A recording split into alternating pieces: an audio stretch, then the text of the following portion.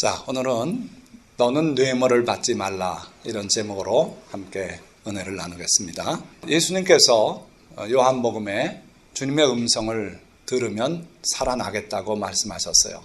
죽은 자들이 하나님의 아들의 음성을 들을 때가 오나니 곧 이때라 하시면서 듣는 자는 살아나리라.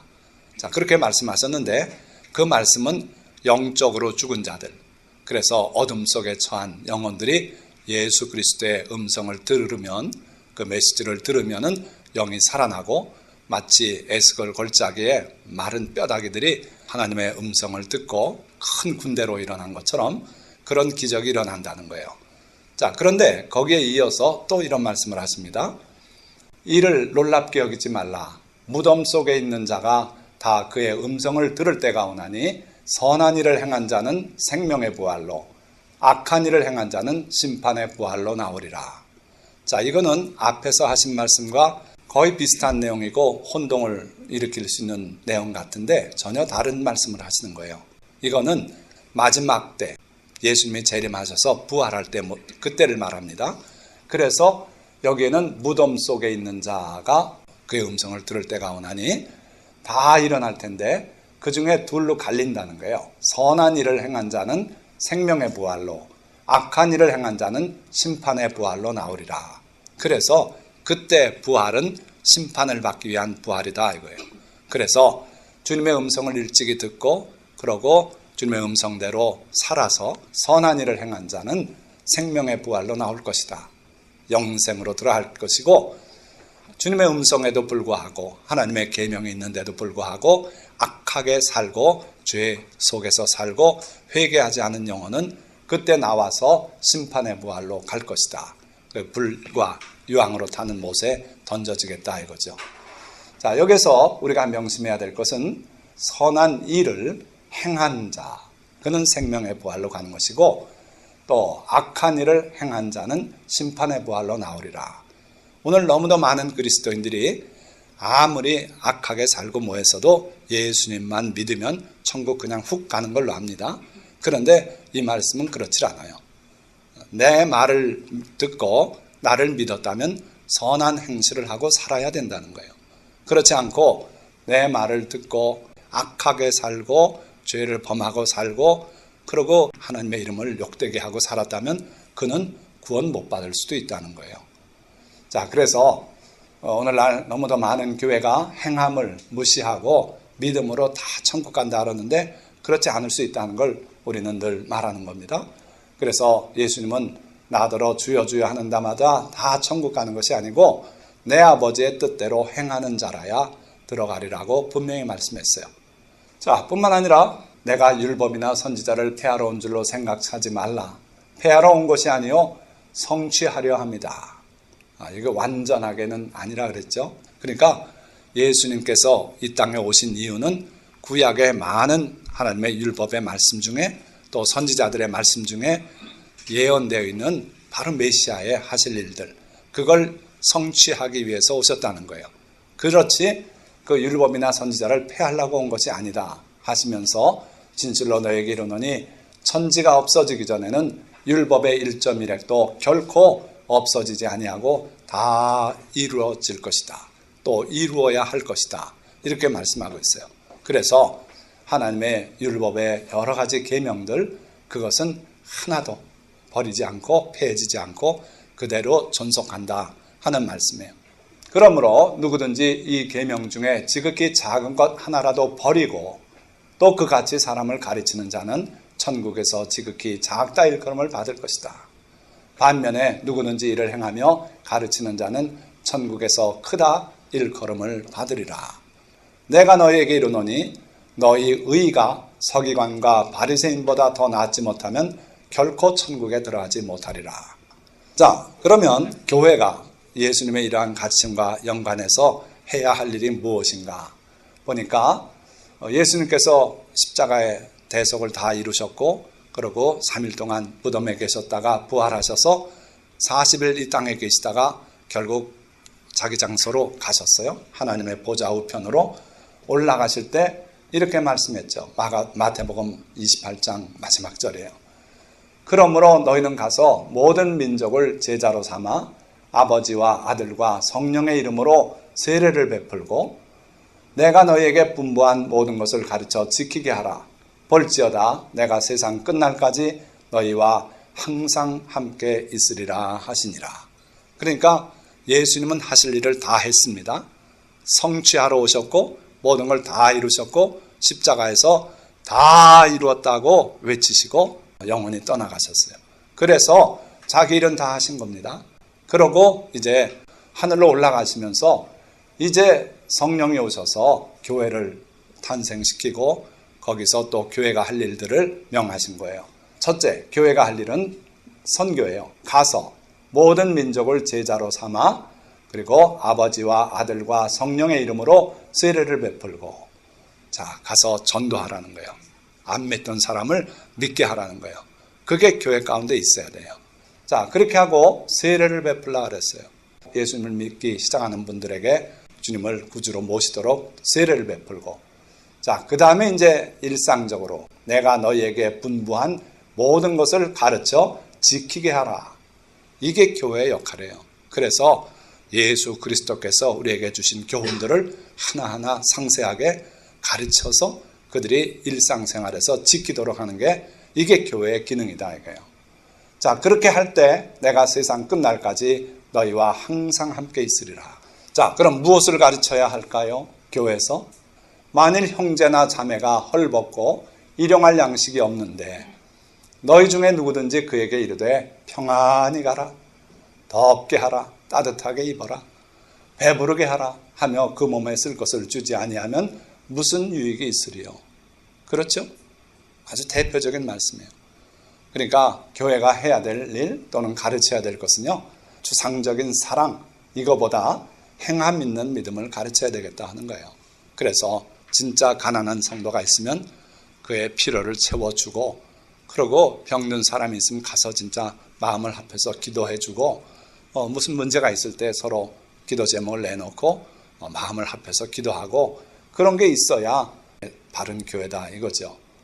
자, 그래서 오늘 우리가 뇌물에 관한 말씀을 서로 나누는데 이것이 또한 실제적인 행함이 필요한 내용이기 때문에 그래요. 하나님께서 출애굽기에 이런 계명을 주셨어요. 너는 뇌물을 받지 말라. 뇌물은 밝은 자의 눈을 어둡게 하고 의로운 자의 말을 굽게 하느니라. 두 가지 기능이 있기 때문에 너희는 뇌물을 받지 말라. 자, 보니까 밝은 자의 눈을 어둡게 한다 그랬어요. 밝은 눈을 가진 사람이 누굽니까? 하나님의 백성 아니겠습니까? 하나님께서 그래도 지혜를 허락해 주셨고 세상이 모르는 계명들을 허락해 주셨어요. 그 계명의 내용을 잘 들여다보면 우리에게 지혜가 와요. 그러니까 하나님의 계명을 존중하는 사람들은 현실 세계에서도 밝은 분별력이 있어요. 그래서 밝은 자의 눈, 이게 바로 하나님의 백성들을 말하는 겁니다. 그런데 하나님의 백성들이 뇌물을 받게 되면 그 밝은 눈이 어둡게 된다 이거예요. 분별력이 흐려진다는 거예요. 그래서 결과적으로 의로운 자의 말을 굽게 하느니라. 의로운 자도 곧 하나님의 계명을 아는 자를 말합니다. 그런데 그 사람이 말을 굽게 한대요. 아닙니다. 저 사람은 자격이 없습니다. 이렇게 말해야 될 상황에서 훌륭한 분입니다. 받아들입시다. 이렇게 한다 이거죠. 자, 그 똑같은 계명이 또 나와요. 출애굽기는 진짜 초기에 하나님이 말씀하신 것이고 신명기는 40년 후에 정리돼서 다시 한번 주신 거라 그랬죠. 여기는 너는 재판을 굽게 하지 말며 사람을 외모로 보지 말며 또 뇌물을 받지 말라. 좀 더 세부적으로 뭐가 추가됐어요. 그런데 그 효과는 또 똑같아요. 뇌물은 지혜자의 눈을 어둡게 하고 의인의 말을 굽게 하느니라. 뇌물 받아 먹으면 그 다음부터 행동이 잘못 나가요. 그 사람에 대해서 감싸주게 되고 이렇게 되는 거예요. 이쪽에 딴 사람이 더 훌륭한데도 이 사람을 더 훌륭하다고 내세울 수 있고 이게 바로 뇌물의 효과예요. 그래서 결과적으로 억울하게 피해를 보는 사람이 있어요. 세 사람이 후보가 있는데 이쪽 사람이 더 나은데도 불구하고 뇌물을 받아먹기 때문에 그 사람을 더 낫다 그래서 그 사람이 결국 선택되게 하면 나머지 사람이 피눈물 흘릴 수밖에 없는 거예요. 그래서 뇌물은 절대로 하나님의 백성이 해서는 안 되는 일인 겁니다. 자, 여기에 뇌물이라고 하는 히브리 단어가 샤카드라고 하는 단어인데, 이 단어는 실제로 보면 선물이라고 번역해도 돼요. 그래서 이 샤카드가 많은 경우 선물이라고 번역됐고, 어떤 경우엔 뇌물이라고 이렇게 번역되어 있어요. 그럼 뭘 의미합니까? 가져왔을 때 그게 거기다 뭐 침발라 놓은 것도 아니고 엑스표를 해놓은 것도 아니고 아주 정성 어린 선물처럼 느껴져요. 그래서 그걸 받아놓고 나면 그 다음에 나중에 그 선물 준 사람하고 연관해서 일을 그르치게 할 수 있다 이거예요. 그러면 그게 뇌물이 된다 이거죠. 그래서 뇌물과 선물이 경계가 애매한, 현실적으로 그런 경우들이 있다는 거예요. 자, 사무엘은 정말 어려서 하나님 앞에 바쳐져 가지고 부모의 정을 못 받고 자라나면서도 그 엘리 대제사장의 교훈을 받고 하나님의 사람이 됐어요. 평생을 늙어가도록 그는 정직하게 하나님 앞에 살았어요. 그래서 이스라엘 백성들이 나중에 사무엘이 늙었을 때 찾아와서 우리에게도 왕을 주십시오. 그때 사무엘이 그들에게 이런 말을 해요. 내가 누구의 소를 빼앗았느냐? 누구의 나귀를 빼앗았느냐? 누구를 속였느냐? 누구를 압제하였느냐? 내 눈을 흐리게 하는 뇌물을 누구의 손에서 받았느냐? 그리하였으면 내가 그것을 너에게 갚으리라. 사무엘은 정말 왕 같은 존재인데도 불구하고 절대로 그 백성에게서 뭘 요구하지 않았어요. 그냥 자기 재산으로 살아갔고 겸허하게 살아갔어요. 그래서 나중에 당당하게 이렇게 말할 수 있었어요. 이때 뇌물에 대해서 내 눈을 흐리게 하는 뇌물을 받지 않았다고 뇌물의 기능을 정확히 또 얘기해요. 그러니까 하나님의 지혜입니다. 뇌물은 일단 받아놓으면 여러분들의 정확한 판단력이 흐려져요. 그리고 나중에 무슨 일이 있을 때 그 사람을 두둔하는 이런 말도 하고 행위를 하게 된다 하는 거예요. 예수님께서는 삼가 모든 탐심을 물리치라. 사람의 생명이 그 소유에 넉넉한 데 있지 아니하니라. 살아나가는 데 있어서 반드시 필요한 그 필수적인 요소만 갖춰진다면 내가 마음만 낮추면 얼마든지 행복하게 살 수 있어요. 많은 재물이 있어봐야 사실 다른 거 뭐 있습니까? 집이 조금 좋다는 거예요. 또 뭐가 차이가 있냐면 차가 좀 차이가 있어요. 약간 낡은 차 또는 작은 차 타는 그것과 또는 외제차 타는 거, 그거 차이예요.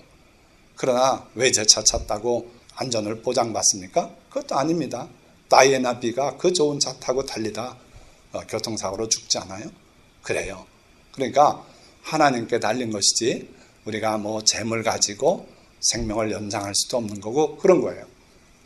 그래서 예수님은 삼가 모든 탐심을 물리쳐라. 재물에 대한 욕심뿐 아니라 명예에 대한 욕심도 그렇고 모든 욕심을 다 내려놓거라.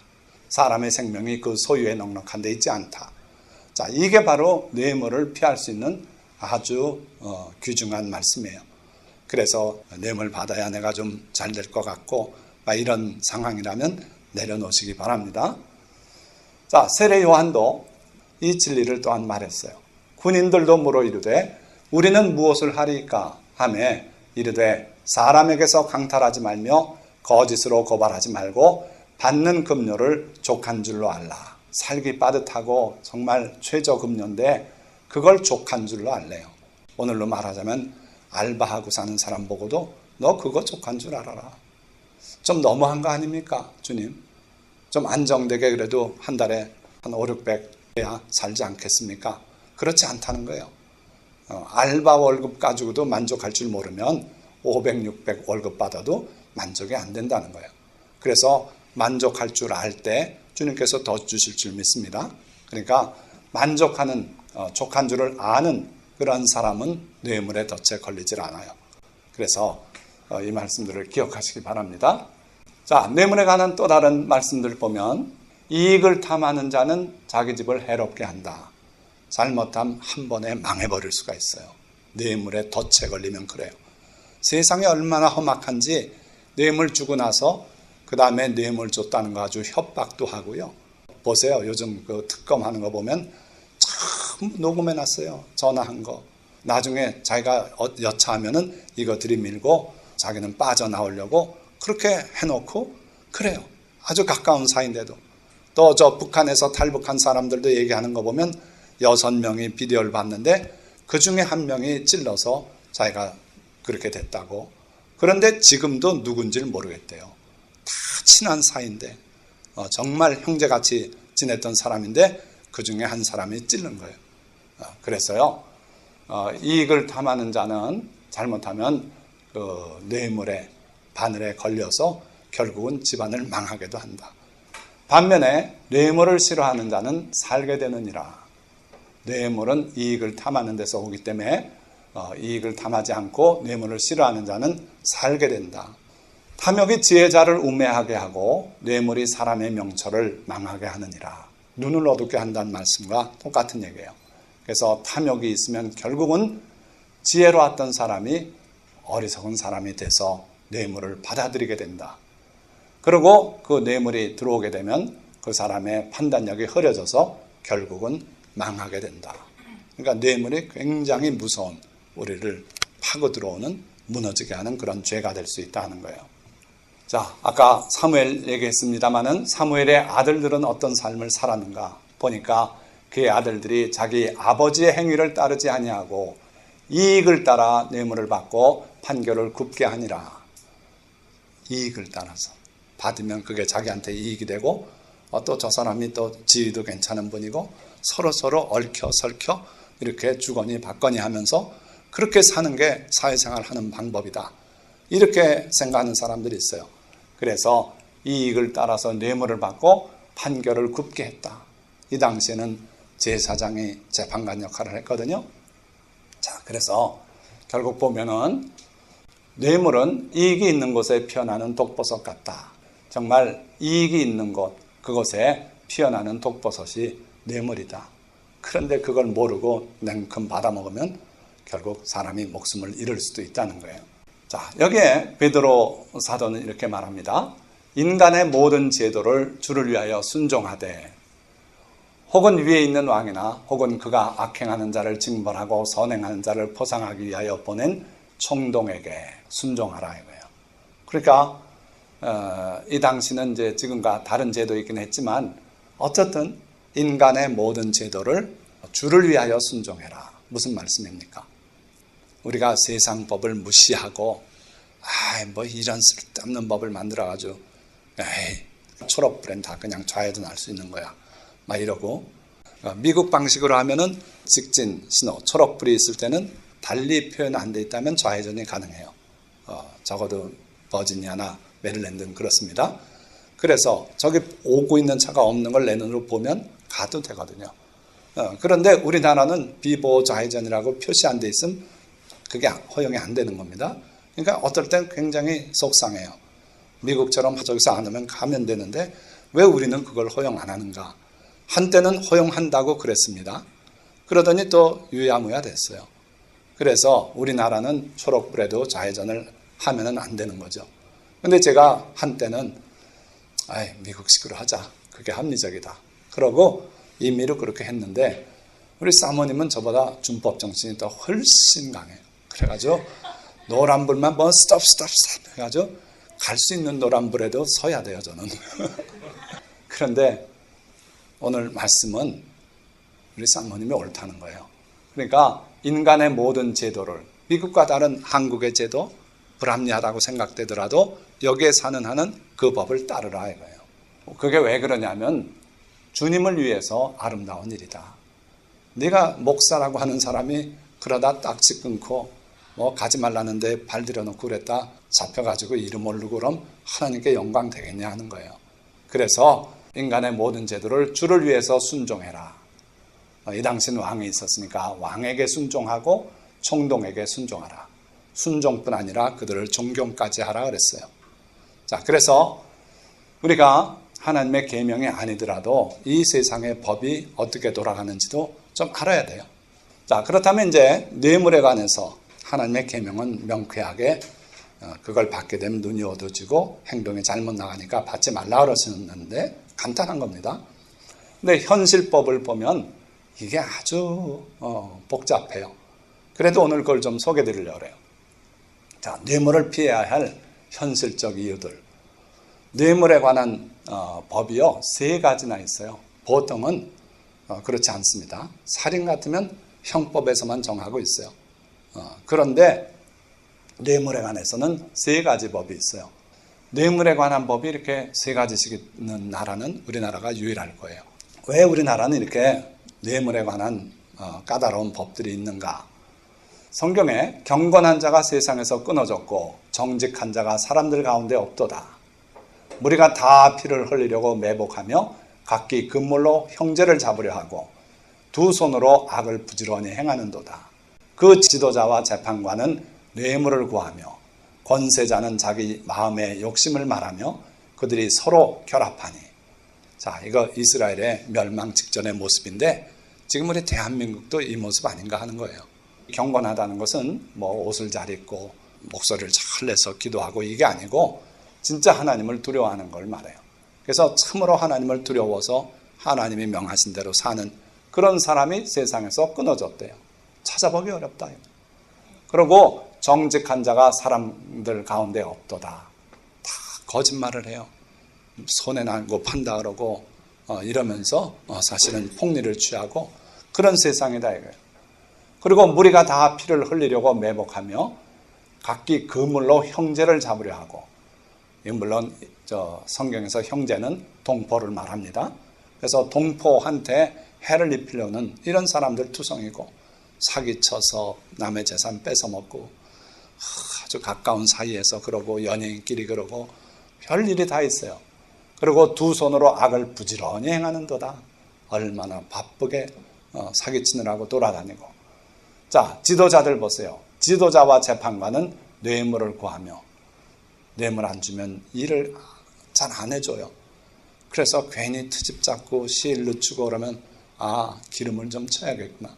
그래가지고 아는 경로를 통해서 잘못된 사람 주면 안 되니까 그래서 또 알아봐가지고 그 사람하고 가까운 사람 관계 있는 사람 해가지고 갖다 좀 안겨주고. 그리고 또 권세자는 자기 마음의 욕심을 말하며 말은 그럴듯하게 하는데 결국 자기 욕심 때문에 그 주장을 펴는 거예요.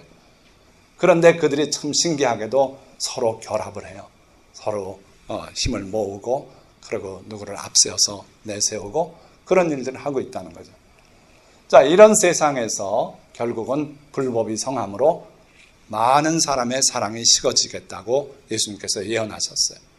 그러니까 이 법을 만드는 입법자들 입장에서는 법을 강하게 해가지고 그걸 좀 어떻게 잡아보겠다고 그렇게들 해서 결국 우리 대한민국이 부패지수가 굉장히 높은 나라예요. 그러다 보니까 뇌물의 관행을 없애자고 뇌물 잡는 법을 3가지나 만들어 놨어요.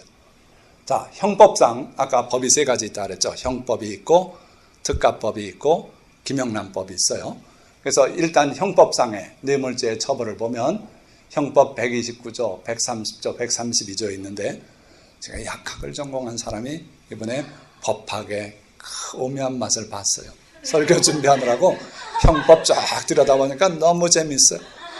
내가 법관을 할 걸 괜히 약사가 됐다는 생각도 들어요. 정말 재밌는 내용이 많더라고요. 그런데 형법 129조 여기 보니까 공무원 또는 중재인이, 그래서 이 뇌물죄는 기본적으로는 공무원에 관한 법이에요. 그런데 중재인은 이제 판사나 이런 변호사나 이런 것이고, 그래서 그들까지 해당이 되는데 그 직무에 관해서 뇌물을 수수, 요구 또는 약속한 때는 5년 이하의 징역. 여기 보니까 직무에 관해서라 그랬죠. 그냥 공무원이지만 예를 들어서 내 땅을 팔고 사고 하는데 거기에 금전이 더 붙고 하고 이건 상관없어요. 내 직무하고 관계없을 땐 괜찮아요. 근데 직무에 관해서 돈을 받거나 요구하거나 약속만 해도 이번 일 잘 해주시면 제가 후사하겠습니다. 금액은 안 밝혔지만 그 소리 듣고 내가 그 사람의 편의를 봐줬으면 뇌물을 받은 게 돼요. 약속만 해도. 그래서 형을 받게 되는데 5년 이하의 징역 또는 10년 이하의 자격정지에 처한다. 5년 이하 그랬으니까 뇌물죄 별거 아니다. 많이 먹고 가지 거 평생 먹을 거 받아먹고 가서 한 2년 군대 갔다 오는 것처럼 갔다 오자. 이런 각오하면 안 된다 이거예요. 왜 안 되는지 제가 이따 보여드릴게요. 자, 또 공무원 또는 중재인이 될 자가 뇌물죄는요 굉장히 그물망이 좁아요. 다 걸리게 해놨어요. 공무원이 첫째는 대상인데 공무원 시험에 합격해놓고 아직 안 됐는데 주변에 광고를 막 하는 거야. 나 이제 이런 일 할 거야. 나한테 잘 보이는 게 좋을 거야. 그랬더니 막 선물이 들어왔어요. 그럼 이거는 사전수뢰죄가 돼요. 그거부터 해서 사후수뢰죄도 있고 여러 가지 다 걸리게 돼 있어요. 제가 지금 대표적인 예만 보여드리는 겁니다. 이건 조금 가볍죠. 3년 이하 또는 7년 이하의 자격정지. 그런데 특가법이라는 게 있어요. 특정범죄 가중처벌 등에 관한 법률. 이건 뭐냐면요. 형법으로 다스려야 원칙인데 얼마 기간 동안 우리가 강하게 해서 어쨌든 뿌리 뽑아야겠다. 이런 정부의 또는 통치권자의 강한 의지에 근거해서 한시적으로 얼마 동안이라도 이 법을 좀 무리하게라도 가동합시다. 그래서 국회가 동의해가지고 법을 만들어요. 이걸 특가법이라 그래요. 어떤 것들이 있냐면 불량식품 만들어서 사람 해를 끼치는 거, 막 이런 거. 그래서 대표적인 국민에게 큰 피해가 될 거를 특가법에서 모아서 이렇게 정리하고 있어요. 그런데 여기에 보면 뇌물죄 가중처벌 해가지고 아까 형법에 정한 형량 말고 특별히 더 무겁게 때리게 해놨어요. 자, 형법 129조, 130조 또는 132조에 규정된 죄를 범한 사람은 그 수수 요구 또는 약속한 뇌물의 가액에 따라, 그러니까 받은 뇌물이 얼마나 크냐에 따라서 다음과 같이 가중처벌한다. 자, 아까 많은 양 한 번에 먹고 2년 갔다 오겠다는 사람은 못 갔다 옵니다. 아예 평생 살아요. 1억 원 이상의 뇌물을 받으면 무기 또는 10년 이상의 징역. 형법은요 다 이하로 나와요. 형량을 정할 때 10년 이하 뭐 이렇게 돼 있는데 예외가 내란죄 뭐 이렇게 몇 가지는 있어요. 그런데 특가법은 이상이라고 돼 있어요. 그래서 무기징역을 시켜라 이거예요. 이전엔 사형이 있었어요 여기. 근데 사형은 이제는 삭제됐어요. 뇌물 먹으면 죽여라 이거예요. 사형시켜라. 근데 이제는 무기징역 또는 10년 이상의 징역. 자, 1억 원 이상이면 그렇게 돼요. 5천만 원에서 1억 사이면은 7년 이상의 유기징역. 이상으로 돼 있는 법은 몇 개 없는데 뇌물죄는 10년 이상, 7년 이상 이렇게 돼 있다 이거예요. 자, 잠깐 뇌물죄를 내려놓고 형법이 정하는 다른 법의 형량들은 어떤가 몇 가지만 예를 보여드릴게요. 헌법재판소 앞에 시하죠. 헌재 앞에 막 가서 소리치고 합니다. 이게 안에 들어있는 사람에게는 굉장한 압박으로 작용해요. 위협이 되죠. 그런데 형법 138조 보니까 법정 또는 국회의장 모욕죄가 있어요. 이런 게 있는 줄 몰랐죠. 그래서요. 법원의 재판 또는 국회의 심의를 방해 또는 위협할 목적으로 법정이나 국회의장 또는 그 부근에서 모욕 또는 소동한 자는 3년 이하의 징역 또는 700만 원 이하의 벌금에 처한다. 그러니까 다 잡아서 3년씩 징역시켜도 되는 거예요. 법대로 하면. 거기서 하지 말라 이거예요. 딴 데서 하고 거기에 압박을 가하지 말라는 거죠. 자, 또 위증죄. 우리 국회 청문회에서 말이 많이 나왔죠. 보면 뻔뻔하게 다 모른대요. 나중에 보니까 알았던 사실이 드러나고 안 했다 그러는데 성형수술 해줬고 다 그래요. 그래서 이런 거짓말하는 것도 죄인데 여기 보니까 위증, 모해 위증 두 가지로 나눴어요. 자, 법률에 의하여 선서한 증인이 어디 가서 선서합니까? 국회에서 청문회 하면 선서부터 시키죠. 법정에 가서 증인으로 쓰면은 또 선서해요. 그래서 선서한 증인이 허위 진술한 때는 5년 이하의 징역. 다 이하입니다. 다 이하예요. 자, 그 다음에 형사사건 또는 징계사건에 관하여 피고인, 피의자 또는 징계 혐의자를 모해할 목적으로 전항의 죄를 범한 때에는 10년 이하의 징역. 이건 좀 무겁죠.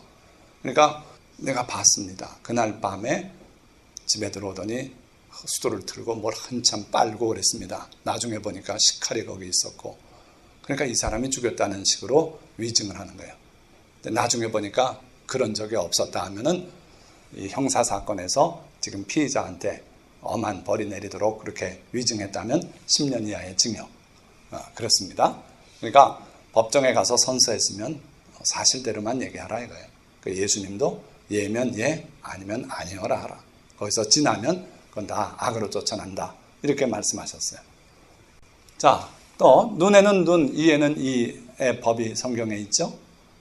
그건 어디에 해당된다 그랬습니까? 임산부를 폭행을 해서 상해를 입혔을 때, 또는 위증을 해서 저 사람한테 피해를 입히게 할 때, 그럴 때 위증으로 드러나면 그 사람한테 그렇게 해주라 그랬어요. 자, 우리 현실법에도 이런 게 있습니다. 무고죄예요. 타인으로 하여금 형사처분 또는 징계처분을 받게 할 목적으로 공무소 또는 공무원에 대하여 허위의 사실을 신고한 자, 경찰에 달려가서 저 사람이 이랬다고 신고를 했어요. 이번에 저 연예인 상대로 성폭행 당했다고 뭐 이러고 주장한 여성들이 있었죠. 이분.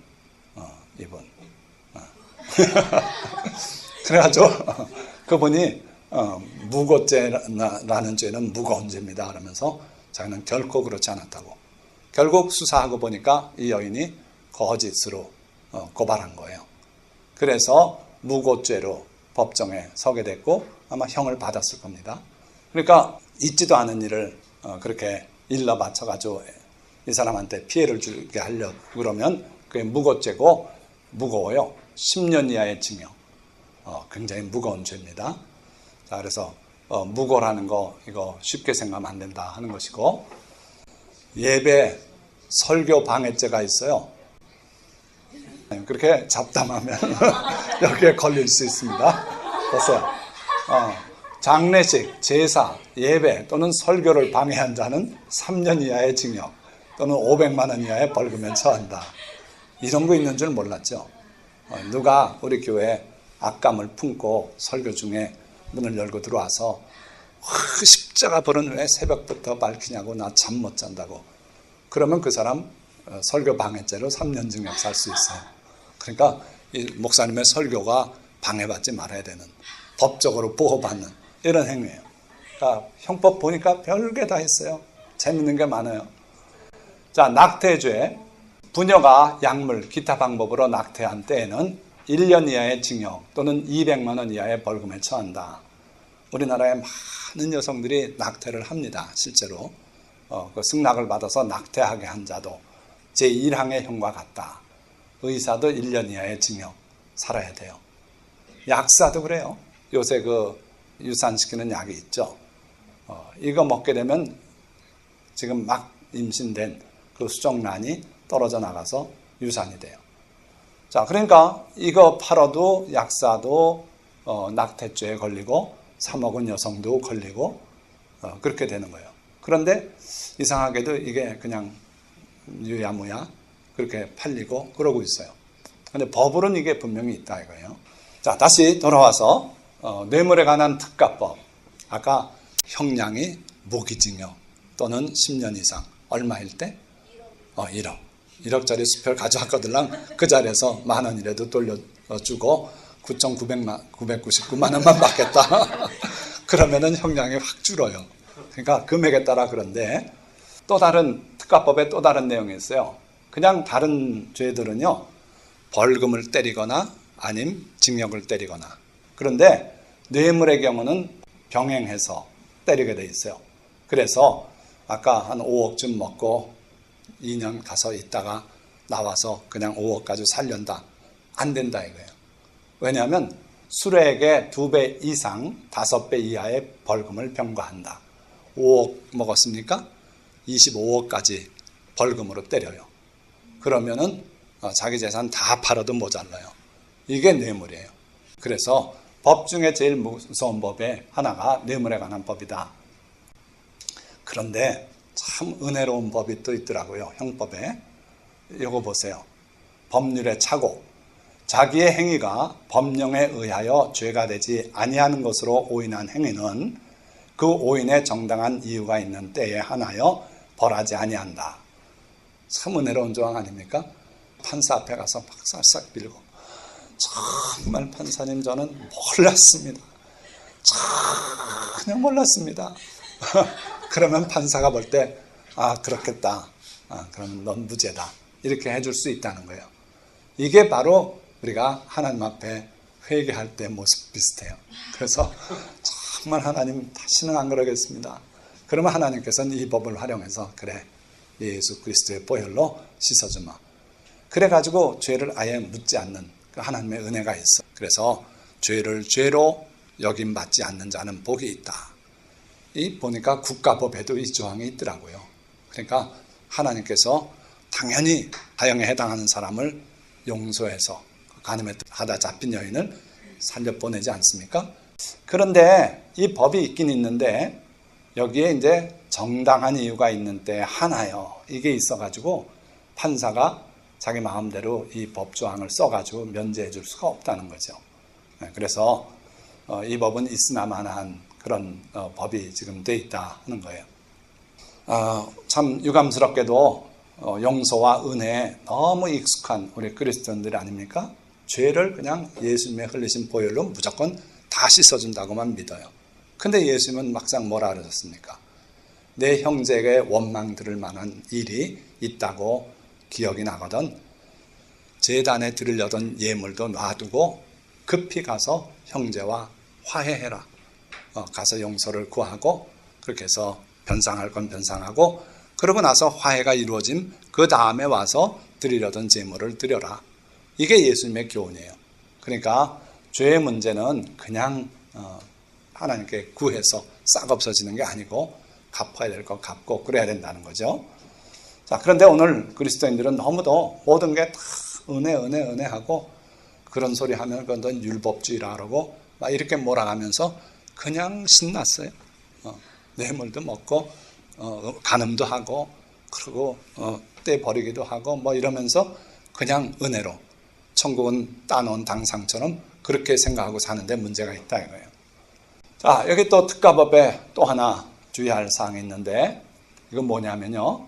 뇌물죄가 기본적으로 공무원에 한한 법입니다. 그래서 공무원들은 이걸 허가해 줄 수도 있고 안 해줄 수도 있고 말하자면 그런 어떤 권세가 있잖아요.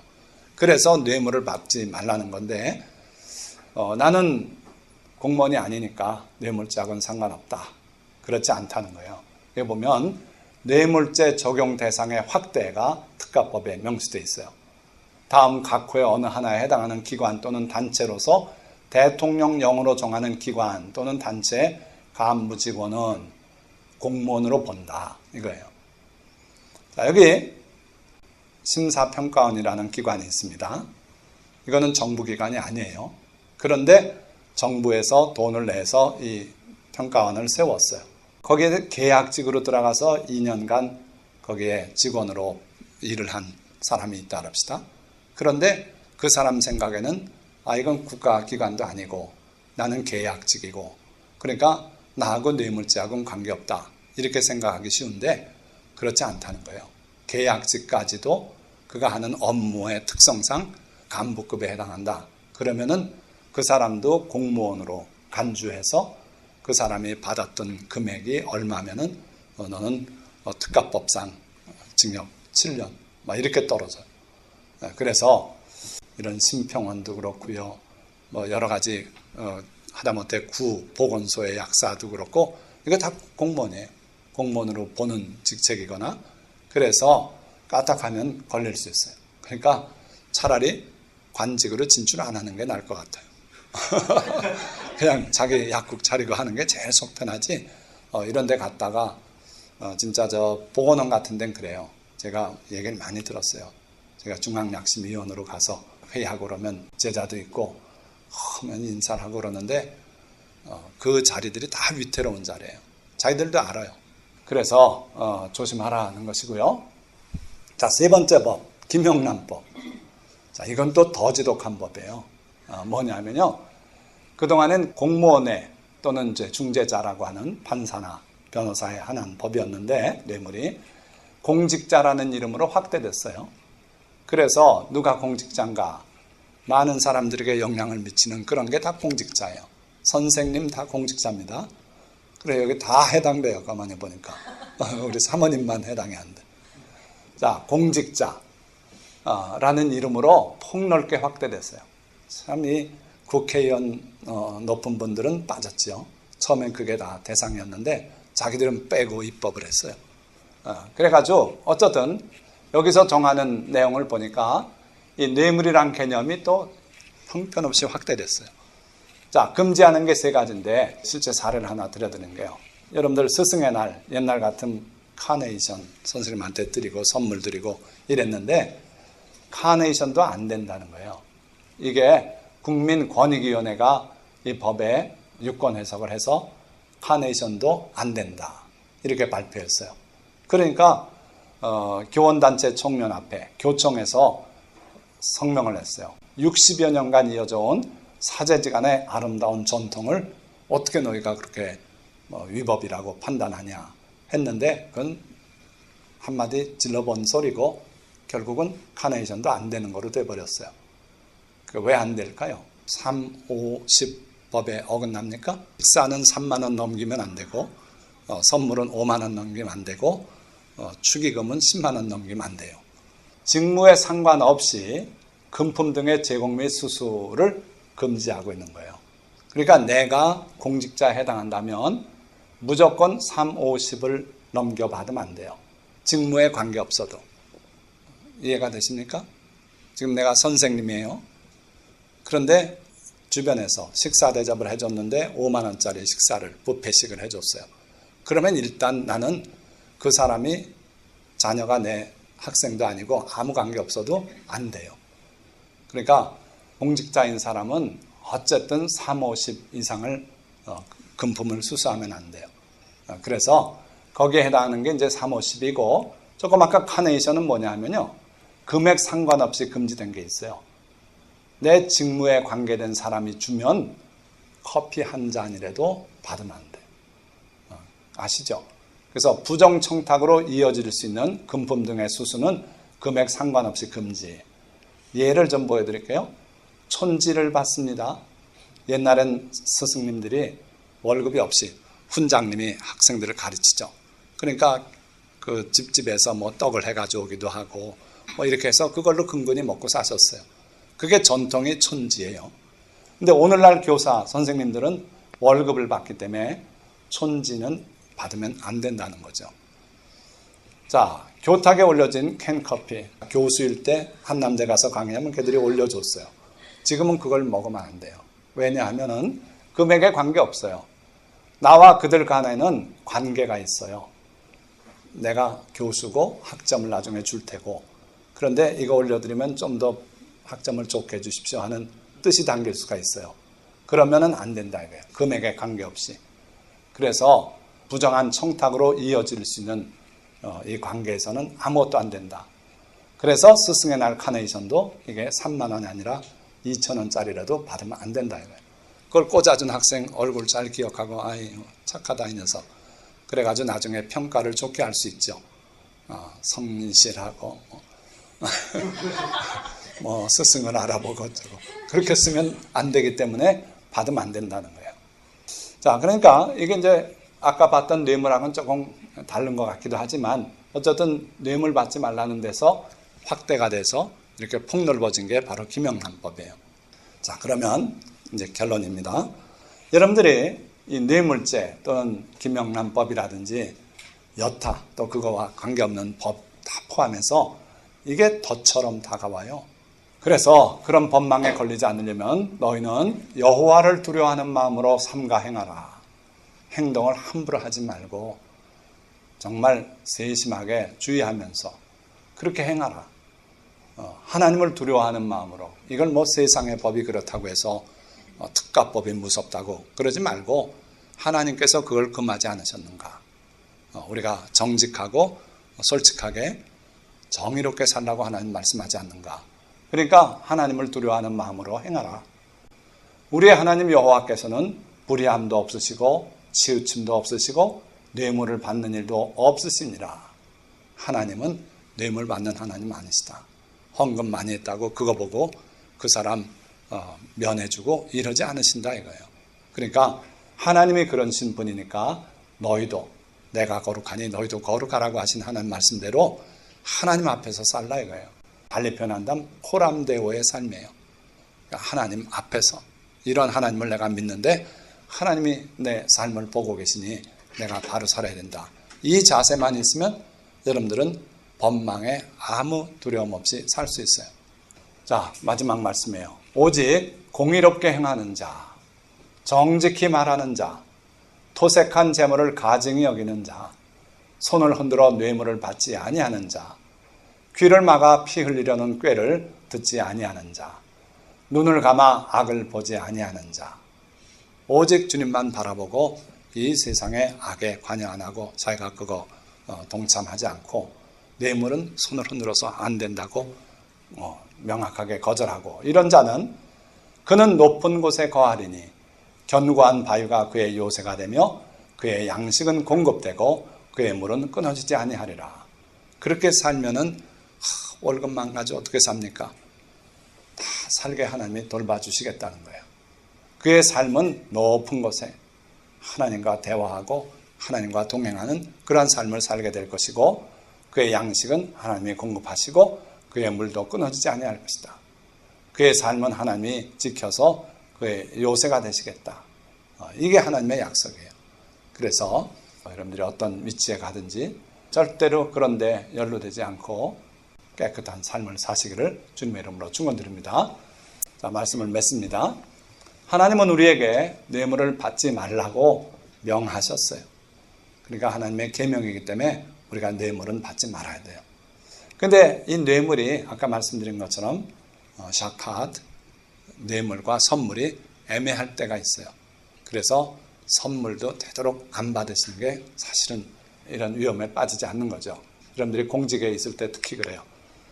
자, 뇌물은 우리 눈을 어둡게 하고 정의롭지 못한 행위를 가져와서 하나님의 이름을 욕되게 하기 때문에 하나님께서 뇌물은 금하셨어요. 뇌물은 탐욕이 있는 곳에 자라나는 독버섯과 같습니다. 그래서 어떻게든 더 벌어보려고 이럴 때 뇌물을 덥석 물게 된다 이거예요. 그것을 먹는 사람은 목숨을 잃을 수도 있어요. 우리나라는 특별히 뇌물에 대해서 강한 나라예요. 처벌이. 그래서 삼중법, 형법, 특가법, 김영란법 이 삼중의 법률로 엄하게 규정하고 벌하고 있다는 거 여러분들이 기억하시고, 자, 그런데 뇌물에 연루되어 큰 불행에 빠지는 그리스도인들이 종종 있어요. 종종.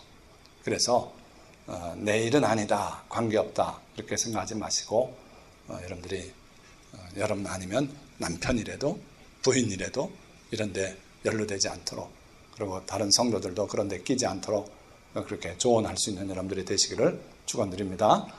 그래서 이 설교를 듣는 모든 분들이 뇌물을 멀리하고 의롭게 살아서 주님을 영광스럽게 하고 승리하시는 삶을 사시기를 주님의 이름으로 축원드립니다.